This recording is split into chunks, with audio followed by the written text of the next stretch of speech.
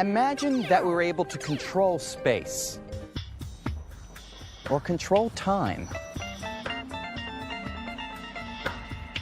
The kinds of things that we'd be able to do would be amazing. I might be able to go from here to here, to here, to here, and over to here in only an instant. Now, we all think that this kind of trip would be impossible, and it probably is. But in the last few years, our ideas about the true nature of space and time have been going through some changes, and things that used to seem like science fiction are looking not so far-fetched. It's all thanks to a revolution in physics called string theory, which is offering a whole new perspective on the inner workings of the universe. String theory holds out the promise that we can really understand questions of why the universe is the way it is at the most fundamental level. String theory is really the Wild West of physics. This is an area of theoretical physics which is so radically different from anything that's been before.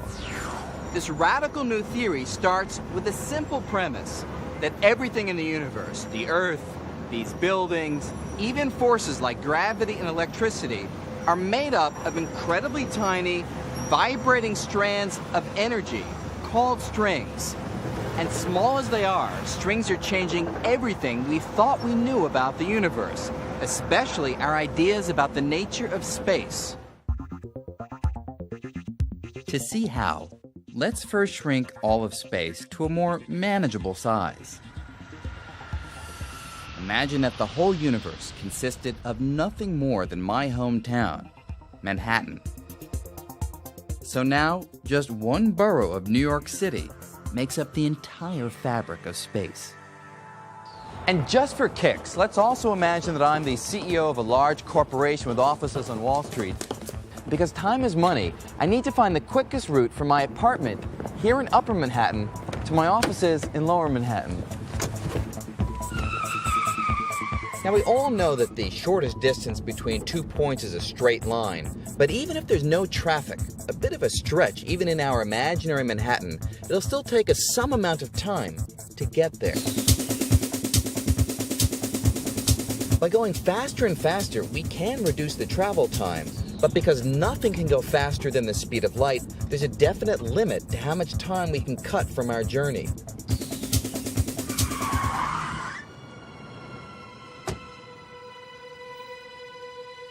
This Manhattan universe fits with an old, classical vision of space. Basically, a flat grid that's static and unchanging. But when Albert Einstein looked at the fabric of space, he saw something completely different. He said that space wasn't static. It could warp and stretch. And there could even be unusual structures of space, called wormholes. A wormhole is a bridge or a tunnel that can link distant regions of space. In effect, a cosmic shortcut. In this kind of universe, my commute would be a New Yorker's dream. But there's a hitch. To create a wormhole, you've got to rip or tear a hole in the fabric of space. But can the fabric of space really rip? Can this first step toward forming a wormhole actually happen? Well, you can't answer these questions on an empty stomach.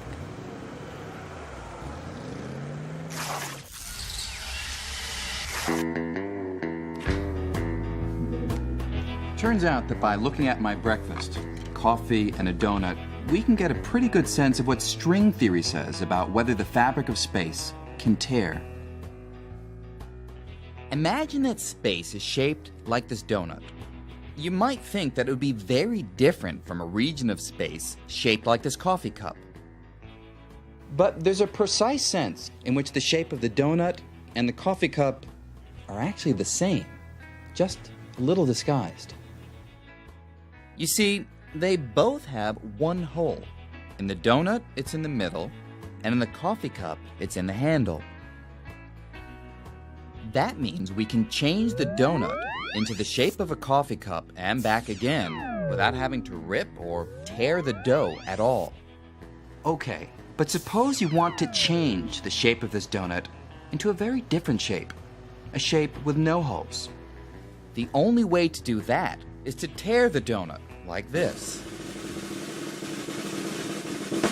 and then reshape it.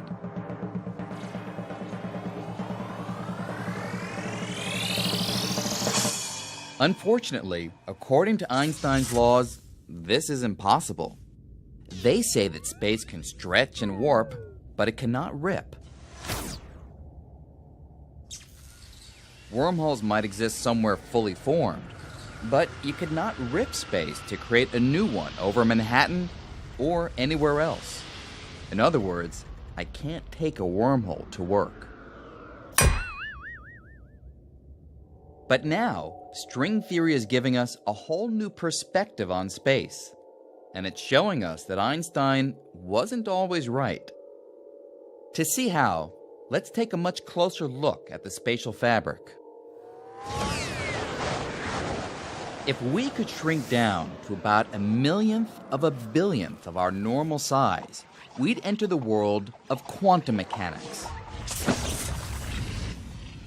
The laws that control how atoms behave. It's the world of light and electricity and everything else that operates at the smallest of scales. Here, the fabric of space is random and chaotic. Rips and tears might be commonplace. But if they were, what would stop a rip in the fabric of space from creating a cosmic catastrophe? Well, this is where the power of strings comes in. Strings calm the chaos. And as a single string dances through space, it sweeps out a tube. The tube can act like a bubble that surrounds the tear, a protective shield with profound implications. Strings actually make it possible for space to rip. Which means that space is far more dynamic and changeable than even Albert Einstein thought. So, does that mean that wormholes are possible? Will I ever be able to take a stroll on Everest? Grab a baguette in Paris? And still make it back to New York in time for my morning meeting? It would be kind of cool, though it's still a very distant possibility. But one thing that is certain is that string theory is already showing us that the universe may be a lot stranger than any of us ever imagined.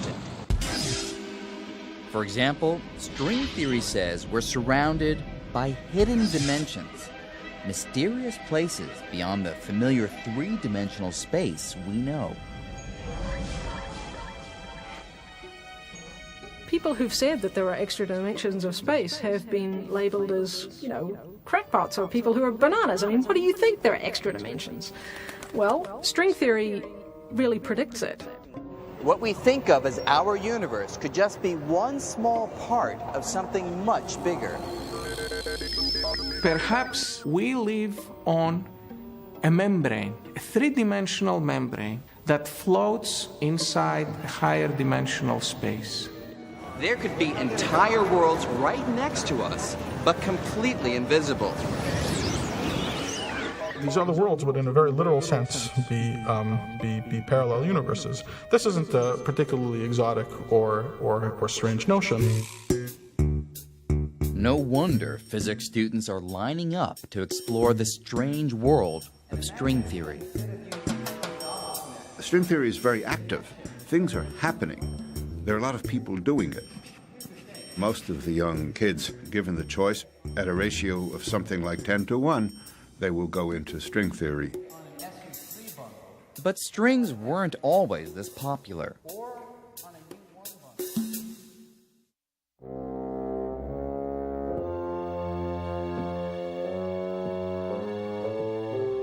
pioneers of string theory struggled for years, working alone on an idea that nobody else believed in.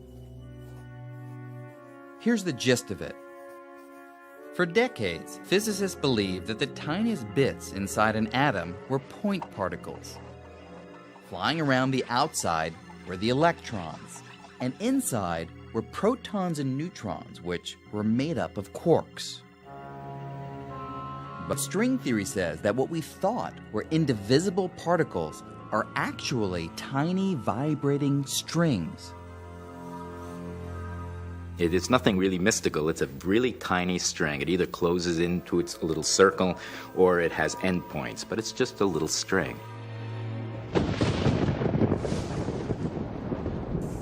In the 1980s, the idea caught on, and people started jumping on the string bandwagon. Well, the fact that suddenly all these other people were working in the field had its advantages and its disadvantages. It was wonderful to see how rapidly the subject could develop now because so many people were working on it. One of the great attractions of strings is their versatility.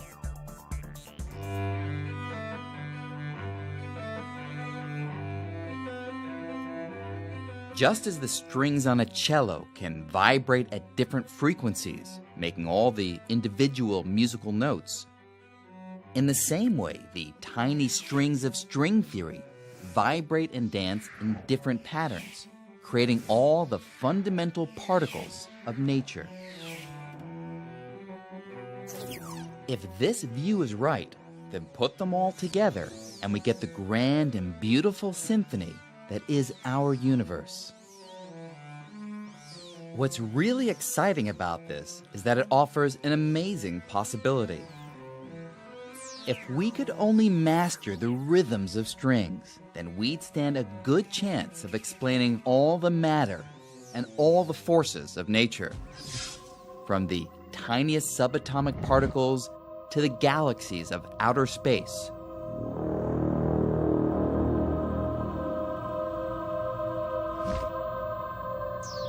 This is the potential of string theory, to be a unified theory of everything. But at first sight, in our enthusiasm for this idea, we seem to have gone too far.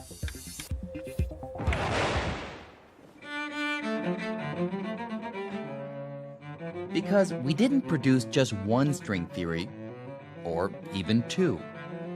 We somehow managed to come up with 5. 5 different string theories, each competing for the title of the theory of everything. And if there's going to be the fundamental theory of nature, there ought to be one of them. I suppose a number of string theorists thought, oh, that's fantastic, that's wonderful, and maybe one of these will end up being the right theory of the world. And yet there must have been a little nagging voice at the back of their head that said, well, why are there 5? With 5 competing players, the stage of string theory was looking a little crowded. The 5 theories had many things in common. For example, they all involved vibrating strings, but their mathematical details appeared to be quite different. Frankly, it was embarrassing. How could this unified theory of everything come in 5 different flavors?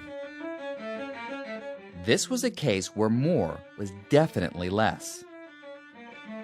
But then, something remarkable happened. This is Ed Witten. He's widely regarded as one of the world's greatest living physicists, perhaps even Einstein's successor. Ed Witten is a very special person in the field. He clearly has a grasp, particularly of the underlying mathematical principles, which is far greater than most other people. Well, you know, we all think we're very smart, and he's so much smarter than the rest of us. In 1995, string theorists from all over the world gathered at the University of Southern California for their annual conference. Ed Witten showed up at Strings 95 and rocked their world.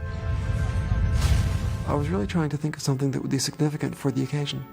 And actually, since 5 string theories was too many, I thought I would try to get rid of some of them.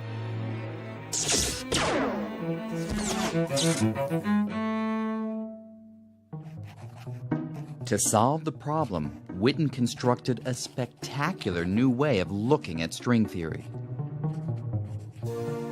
Ed announced that he had thought about it, and moreover, he had solved it. He was going to tell us the solution to every string theory in every dimension, which was an enormous claim. But coming from Ed, it was not so surprising. The atmosphere was electric because all of a sudden, string theory, which had been going through kind of doldrums, was given an incredible boost, a shot in the arm. Ed Witten gave his famous lecture, and he said a couple of words that got me interested. And for the rest of the lecture, I got hooked up on the first few words that he said and completely missed the point of his lecture.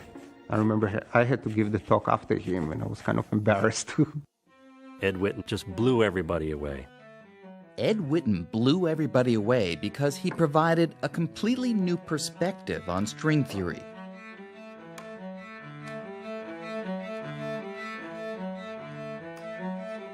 From this point of view, we could see that there weren't really 5 different theories. Like reflections in a wall of mirrors, what we thought were 5 theories turned out to be just 5 different ways of looking at the same thing.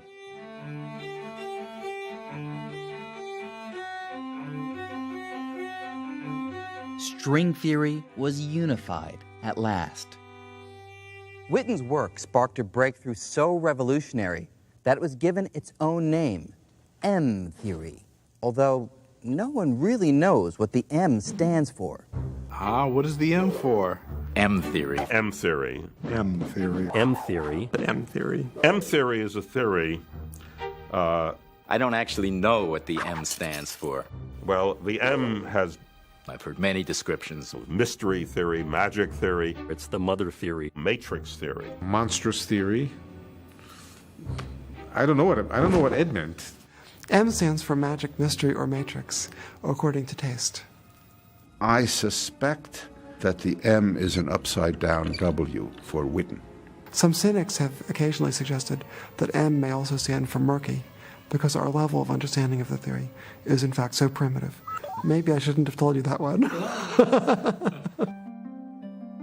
Whatever the name, it was a bombshell. Suddenly, everything was different.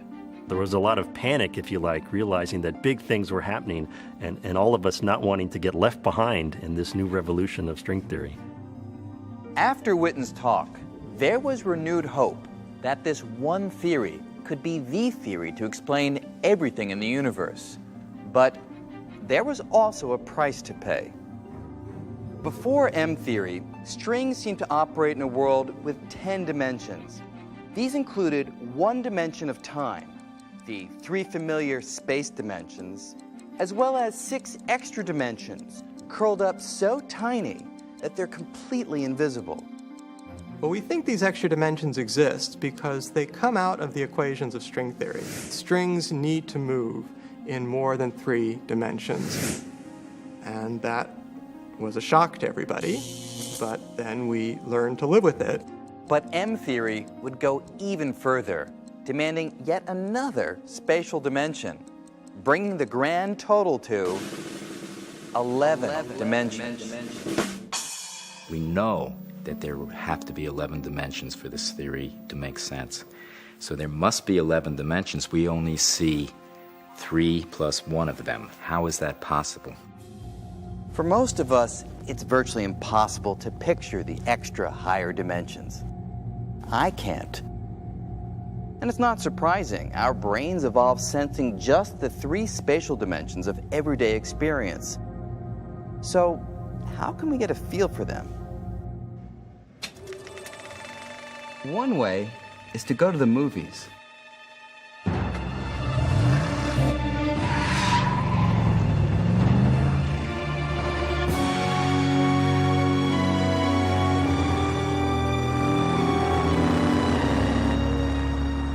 We're all familiar with the real world having 3 spatial dimensions. That is, anywhere I go, I can move left, right, back, forth, or up, down. But in the movies, things are a bit different. Even though the characters on a movie screen look three-dimensional, they actually are stuck in just two dimensions. There is no back forth on a movie screen. That's just an optical illusion. To really move in the back fourth dimension, I'd have to step out of the screen. And sometimes moving into a higher dimension can be a useful thing to do.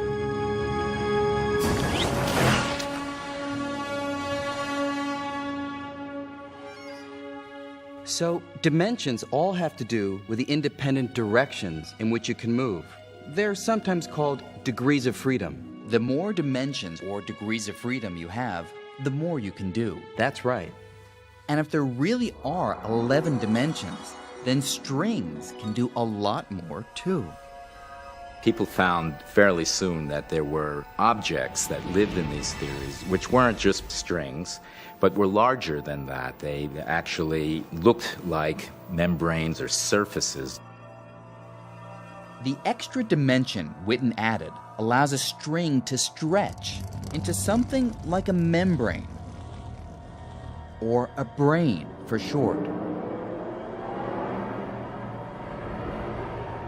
A brain could be three-dimensional, or even more. And with enough energy, a brain could grow to an enormous size. Perhaps even as large as a universe. This was a revolution in string theory. String theory has gotten much more baroque. I mean, now there are not only strings, there are membranes. People go on calling it string theory, but the string theorists are not sure it really is a theory of strings anymore. The existence of giant membranes and extra dimensions would open up a startling new possibility. That our whole universe is living on a membrane inside a much larger, higher dimensional space. It's almost as if we were living inside a loaf of bread.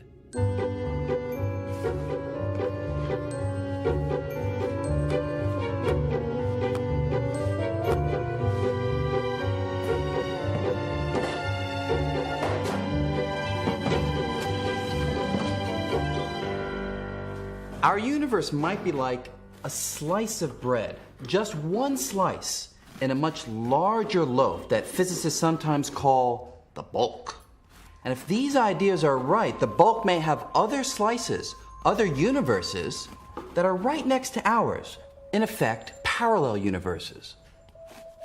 Not only would our universe be nothing special, but we could have a lot of neighbors. Some of them could resemble our universe. They might have matter and planets and, who knows, maybe even beings of a sort. Others could certainly be a lot stranger. They might be ruled by completely different laws of physics. Now, all of these other universes would exist within the extra dimensions of M-theory, dimensions that are all around us. Some even say they might be right next to us, less than a millimeter away. But if that's true, why can't I see them or touch them? If you have a brain living in a higher dimensional space and your particles, your atoms, cannot get off the brain, it's like trying to reach out, but you can't touch anything. It might as well be on the other end of the universe. And it's a very powerful idea, because if it's right, it means that our whole picture of the universe is clouded by the fact that we're trapped on just a tiny slice of the higher dimensional universe. It is a powerful idea, especially because it may help solve one of the great mysteries of modern science. It has to do with gravity. It's been more than 300 years since Isaac Newton came up with the universal law of gravity, inspired, as the story goes, by seeing an apple fall from a tree. Today it seems obvious that gravity is a powerful force.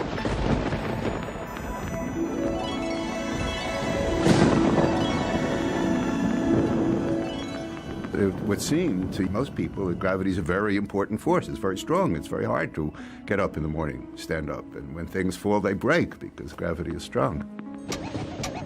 The fact of the matter is that it's not strong. It's really a very weak force. Gravity pulls us down to the Earth and keeps our Earth in orbit around the sun.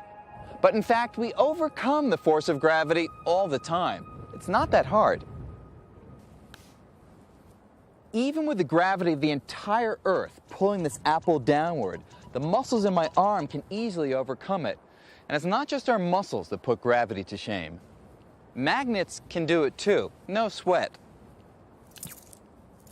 Magnets carry a different force, the electromagnetic force. That's the same force behind light and electricity. It turns out that electromagnetism is much, much stronger than gravity. Gravity, in comparison, is amazingly weak.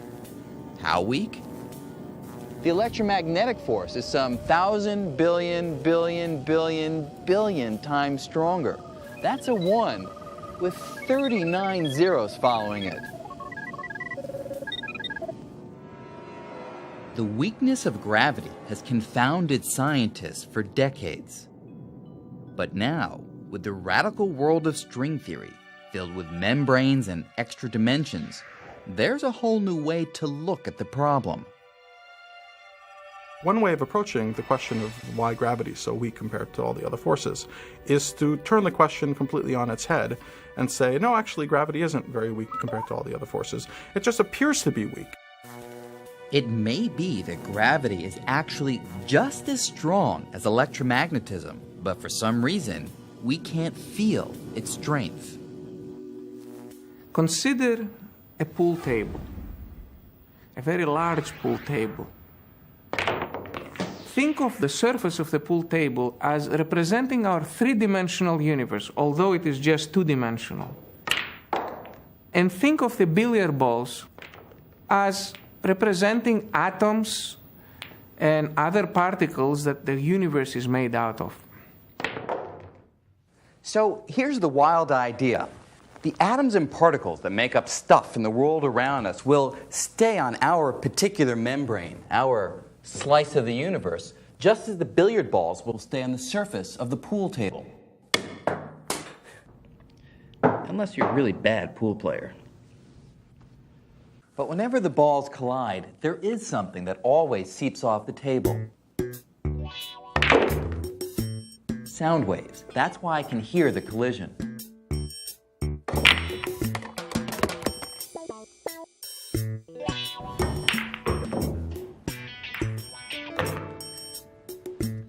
Now, the idea is that gravity might be like the sound waves. It might not be confined to our membrane. It might be able to seep off our part of the universe.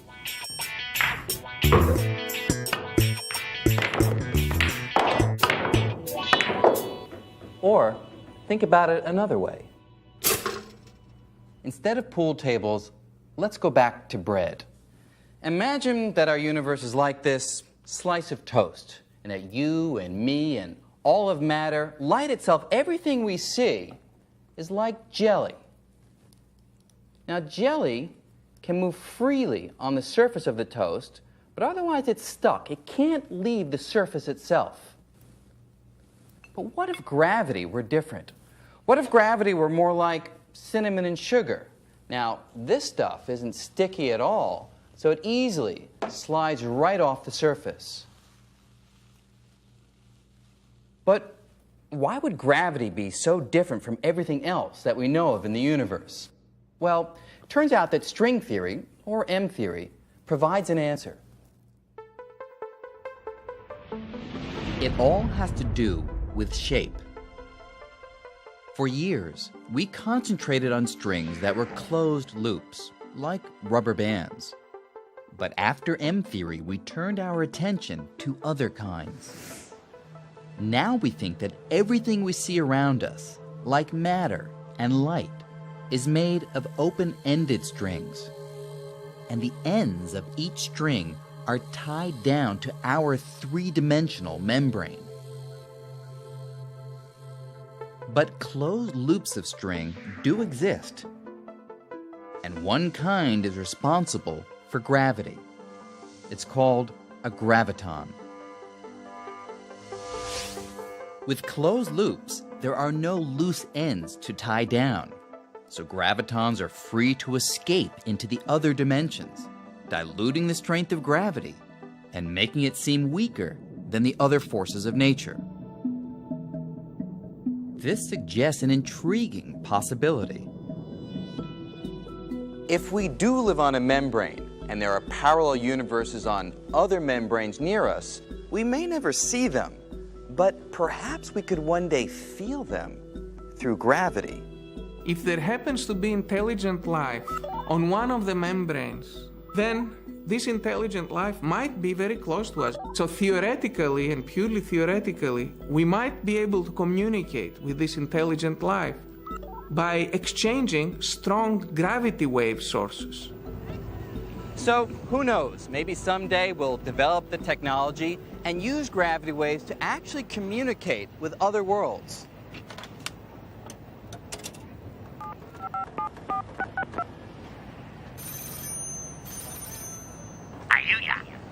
Yeah, hey, it's Brian. How you doing? Brian, what Jerry Wolfalapa Java Simpsons? We don't really know if parallel universes could have a real impact on us. But there is one very controversial idea which said they've already played a major role. In fact, it gives them credit for our existence. As the classic story goes, the vast universe we see today was once extremely small, unimaginably small. Then, suddenly, it got bigger. A lot bigger during the dramatic event known as the Big Bang. The Big Bang stretched the fabric of space and set off the chain of events that brought us to the universe we know and love today. But there's always been a couple of problems with the Big Bang theory.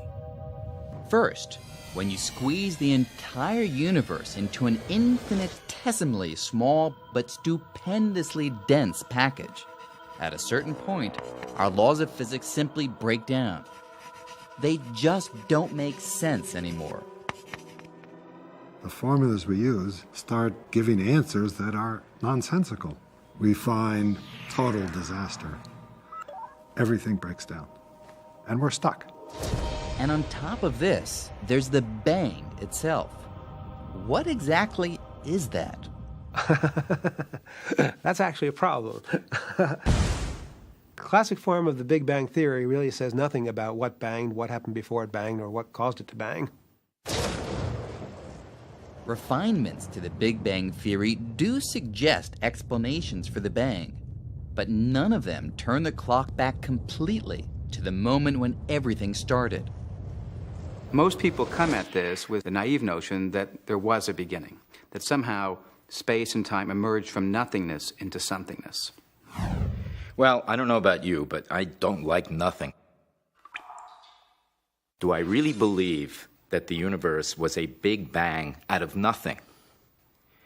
And I'm not a philosopher, so I won't say, but I can imagine to a philosopher that is a problem. But to a physicist, I think it's also a problem. Everyone admits there are problems. The question is, can string theory solve them? Some string theorists have suggested that the Big Bang wasn't the beginning at all, that the universe could have existed long before, even forever. Not everyone is comfortable with the idea. I actually find it rather unattractive to think about a universe without a beginning. It seems to me that a universe without a beginning is also a universe without an explanation. So what is the explanation? What if string theory is right, and we're all living on a giant membrane inside a higher dimensional space? One of the ideas in string theory that was particularly striking to me and suggested perhaps a new direction for cosmology is the idea of brains and the idea of brains moving in extra dimensions.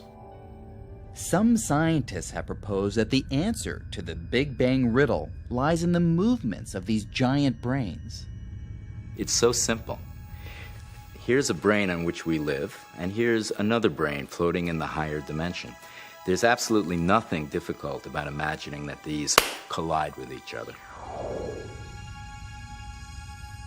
According to this idea, sometime before the Big Bang, two brains carrying parallel universes began drifting toward each other. Until all of that energy has to go somewhere. Where does it go? It goes into the Big Bang. It creates the expansion that we see, and it heats up all the particles in the universe in this big fiery mass. As if this weren't weird enough, the proponents of this idea make another radical claim. The Big Bang was not a special event. They say that parallel universes could have collided not just once in the past, but again and again. And that it will happen in the future. If this view is right, there's a brain out there right now headed on a collision course with our universe. So another collision is coming, and there'll be another Big Bang, and this will just repeat itself for an indefinite period into the future. It's an intriguing idea. Unfortunately, there are a few technical problems. Well, that was a very ingenious scenario that arose naturally within string theory. However, the good old problems creep back in again. The fact is, we don't really know what happens when two brains collide. You can wind up with the same situation we had with the Big Bang. The equations don't make sense. They have to make a lot of assumptions in their models, and I don't think they've really solved the problem of the Big Bang in string theory. If string theory is the one true theory of the universe, it will have to solve the riddle of the Big Bang. And there's a lot of hope that someday string theory will succeed. But for now, there's also a lot of uncertainty. As promising and exciting as the theory is, we don't entirely understand it. It's as if we've stumbled in the dark into a house, which we thought was a two-bedroom apartment, and now we're discovering is a 19-room mansion, at least, and maybe it's got 1,000 rooms, and we're just beginning our journey. So, how sure are we that the universe is the way that string theory describes it? Is the world really made up of strings and membranes, parallel universes, and extra dimensions? Is this all science or science fiction? Well, the question we often ask ourselves as we work through our equations is this just fancy mathematics, or is it describing the real world? These exercises in our imagination in mathematics are all, at the end of the day, subjected to a single question. Is it there in the laboratory? Can you find its evidence? String theory and string theorists do have a real problem. How do you actually test string theory? If you can't test it in the way that we test normal theories, it's not science, it's philosophy. And that's a real problem. Strings are thought to be so tiny, much smaller than an atom, that there's probably no way to see them directly. But even if we never see strings, we may someday see their fingerprints.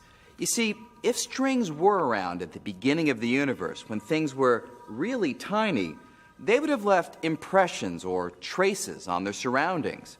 And then, after the Big Bang, when everything expanded, those traces would have been stretched out along with everything else. So, if that's true, we may someday see the telltale signs of strings somewhere in the stars. But even here on Earth, there's a chance we can detect evidence of strings. This past year in Illinois serves as command central for a lot of this research. Well, actually, the real work happens underground, where the hunt is on for evidence supporting string theory, including extra dimensions. Not too many years ago, people who talked about large extra dimensions would have been considered crackpots, to put it lightly. But all that has changed thanks to string theory. This is Fermilab, and right now it's our best hope for proving that extra dimensions are real. Fermilab has a giant atom smasher. Here's how it works. Scientists zap hydrogen atoms with huge amounts of electricity. Later, they strip them of their electrons and send the protons zooming around a 4-mile circular tunnel beneath the prairie.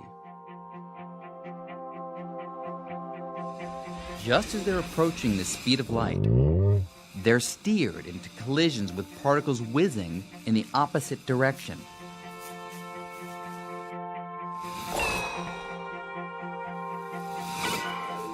Most collisions are just glancing blows, but occasionally there's a direct hit. The result is a shower of unusual subatomic particles. The hope is that among these particles will be a tiny unit of gravity, the graviton. Gravitons, according to string theory, are closed loops, so they can float off into the extra dimensions. The grand prize would be a snapshot of a graviton at the moment of escape. And then the graviton goes to the extra dimension, and then it shows in the detector by its absence. You see it by its absence. Unfortunately, Fermilab hasn't yet seen the vanishing graviton. And the pressure is on, because another team is hot on the same trail.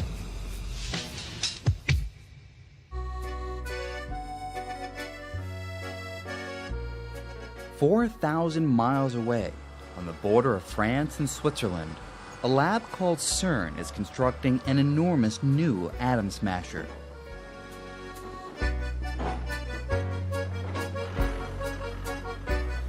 When it's finished, it will be 7 times more powerful than Fermilab's.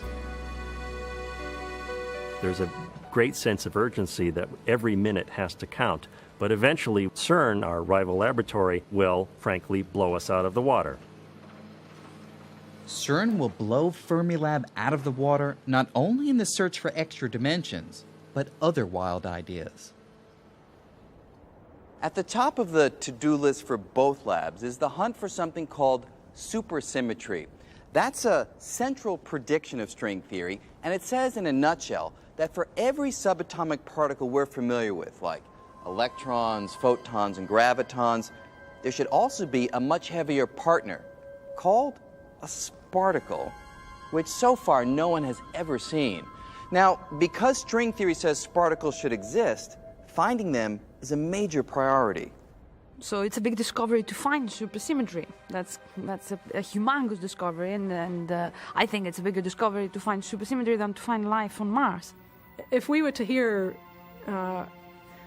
tomorrow that supersymmetry was discovered, there would be parties all over the planet. The problem is, if they exist, the sparticles of supersymmetry are probably incredibly heavy. So heavy that they may not be detected with today's atom smashers. The new facility at CERN will have the best chance once it's up and running in several years. But that won't stop the folks at Fermilab from trying to find them first. The competition is friendly and fierce at the same time. We're competing like bad dogs, essentially. And it has always been like that, and it will always be like that. We have to make sure that we don't make any mistakes, that we do absolutely the best we can do with these experiments, and take advantage of what is really one of the great golden opportunities for discovery. If we do find sparticles, it won't prove string theory, but it will be really strong circumstantial evidence that we're on the right track. Over the next 10 to 20 years, the new generation of atom smashers is sure to uncover surprising truths about the nature of our universe. But will it be the universe predicted by string theory? What if we don't find sparticles or extra dimensions? What if we never find any evidence that supports this weird new universe filled with membranes and tiny vibrating strings? could string theory, in the end, be wrong? Oh, yes, it's certainly a logical possibility that we've all been wasting our time for the last 20 years and that the theory is completely wrong. There have been periods of many years where all of the smart people, all of the cool people were working on one kind of theory, moving in one kind of direction, and even though they thought it was wonderful, it turned out to be a dead end. This could happen to string theory. Even though there's no real evidence yet, so much of string theory just makes so much sense. A lot of us believe it's just got to be right. I don't think it's ever happened that a theory that has the kind of mathematical appeal that string theory has turned out to be entirely wrong. I would find it hard to believe that that much elegance and mathematical beauty would simply be wasted.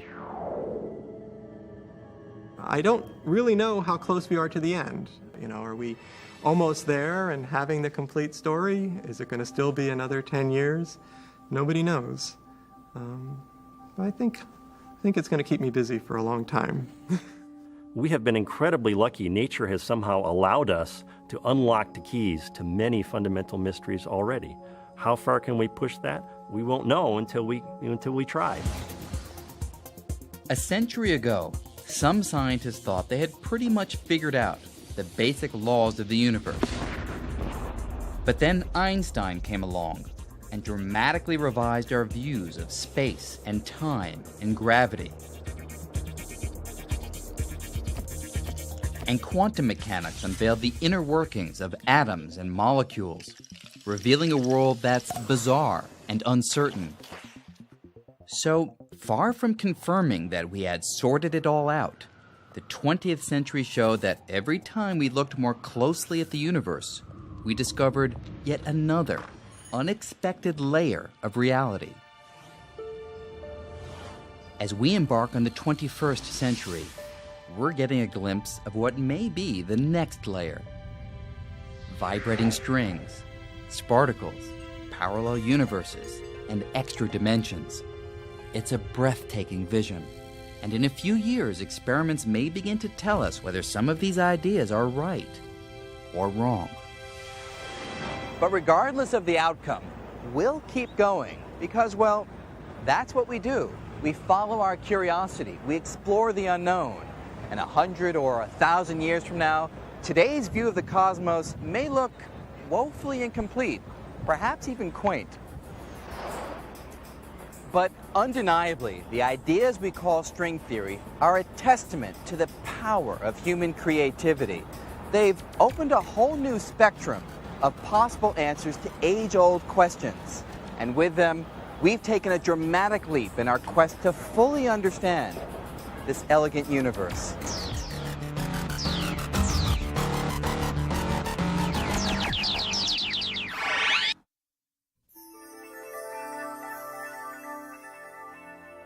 On NOVA's website, go behind the scenes with Brian Greene. Journey into the subatomic world. Play with strings. Picture other dimensions and much more. Find it on pbs.org.